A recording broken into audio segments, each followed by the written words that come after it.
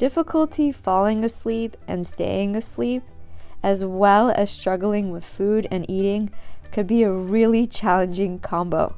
Trust me, I've been there.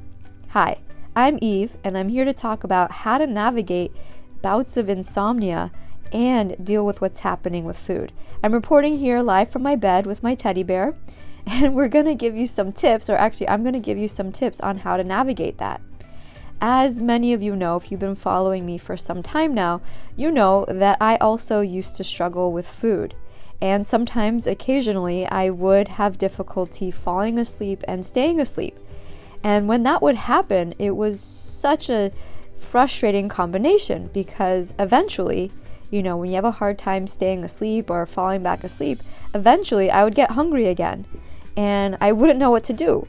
Because if I ignored my hunger, which I did sometimes because I was just too scared to go to the kitchen, I would get too hungry, and that would interfere with my ability to fall back asleep. So just think about it. If you're too hungry, you won't be able to have restful sleep. It's kind of like having a full bladder. I mean, even if you fall asleep with a full bladder, you know that your sleep won't be as restful as it could be. Because as long as you're physically hungry, as long as your bladder is too full, you have that other biological need, so you really won't be able to get that restful night of sleep. So that didn't work. The other option that I would do before, when I was struggling with food, is I'd finally make my way to the kitchen. And, by then I would be too hungry, or I would just be so frustrated that I was having difficulty falling asleep, that when I would eat, well, it was partially, to fill my physical satisfaction, but a lot of it was I was using food to deal with the stress and the upset of being awake for so long. And so the reason why I'm creating this video is because the other night I had a hard time falling asleep and staying asleep, but this time I knew exactly what to do. I knew exactly how to handle it. And so I wanted to share some tips with you. So if you ever have difficulty falling asleep or staying asleep, and I really hope you don't, but if you do, that you know exactly what to do to navigate it. So I took some notes here, so if I look down, that's what I'm looking at. I want to share everything with you. I don't want to miss a single point. So if you have insomnia, or if you have challenges staying asleep or falling asleep, I want you to know that when you're awake long enough, you may eventually get hungry again. Because you're awake, your body is burning fuel, so you might find that you might be physically hungry again. And if you get hungry again, I want to remind you that if you don't get food, you will continue to get hungrier and hungrier. And when you're too hungry, you won't be able to fall back asleep. Or if you do, it may really interfere with the quality of your sleep, or just make it so hard to fall back asleep, possibly making the insomnia even worse.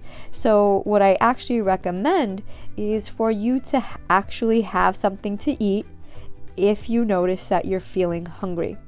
And so I want to share some guidelines with you so you have some things to guide you and you have some things to think about. So my first recommendation for you is to select a food that you know digests well for you.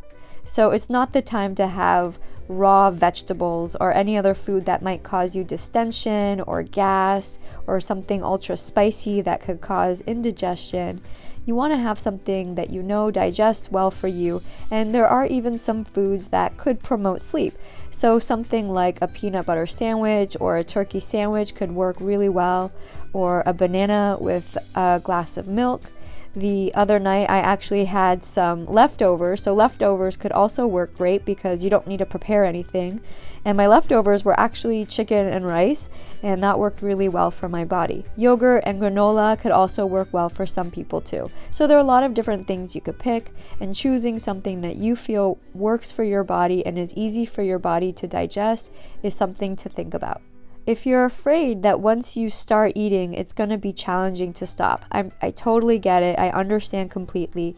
Then you want to be thoughtful of serving yourself a finite amount of food. And that means basically putting an amount of food in your plate that you feel comfortable with and that feels safe. So I don't recommend eating straight out of the bag or straight out of the container or out of the box. Put the food on your plate so you have that finite amount. so you're not as much at risk of overeating or eating past the point of comfort. In addition, when you are doing this, if you get up to have something to eat, I recommend having a non-trigger food.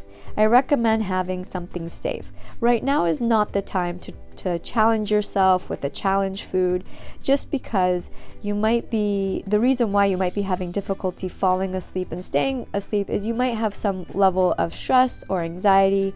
That paired with inadequate rest might not be the best conditions to have a food that you feel is scary or that is triggering for you. So what I recommend is having a food that you have experience with and that you feel safe with. And finally, a question that could come up is, okay, if I have this meal in the morning when I wake up, or finally when it's 7 or 8 a.m. and it's finally time to have breakfast, what should I do? Is it okay to have breakfast?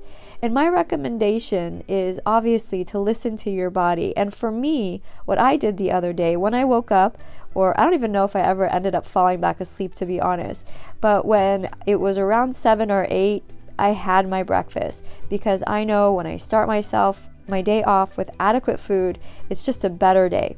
So I hope those tips were helpful. I hope you don't struggle with insomnia, but if you do, here are some tips. And I'd love to know, what did you find helpful about this video? What did you think about, me recording from my bed?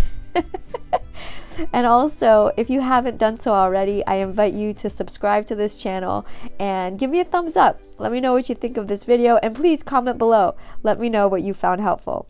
Thanks so much for watching. Bye.